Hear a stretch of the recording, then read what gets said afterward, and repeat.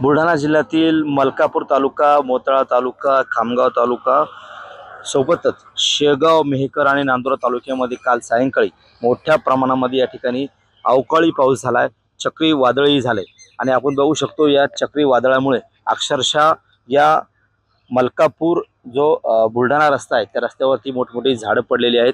अनेकांची घरं या 6 तालुक्यातल्या गावातील अनेकांची घरावरील जे टीनपत्र आहेत ते सध्या उडून गेले आहेत। अक्षरशः टीनपत्र ही घरावरून उडून अक्षरशः इकडे तिकडे पडलेली आहेत। आणि हा जो दाताळा इथला मलकापूर जवळ जो दाताळा आहे हा टोल नाका, या टोल नाक्यावरती जे टीन शेड बनवलं होतं ते टीन शेड सुद्धा या कालच्या चक्रीवादळामुळे या ठिकाणी पडलेलं आहे। या चक्रीवादळामुळे हे टीन शेड पडल्यामुळे या ठिकाणी 2 कर्मचारी किरकोळ जखमी झालेले आहेत।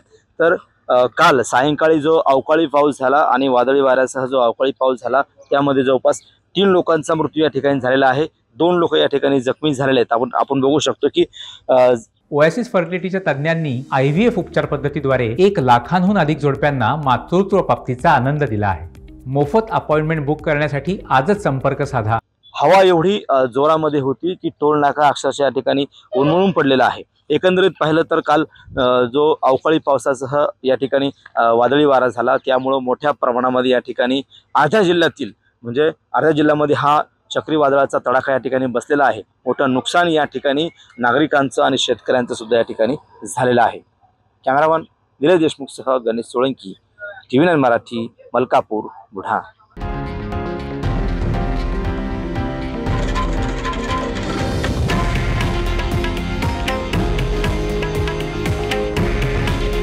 हे आहे देशातील नंबर 1 न्यूज नेटवर्क आणि आपण पाहत आहात TV9 मराठी।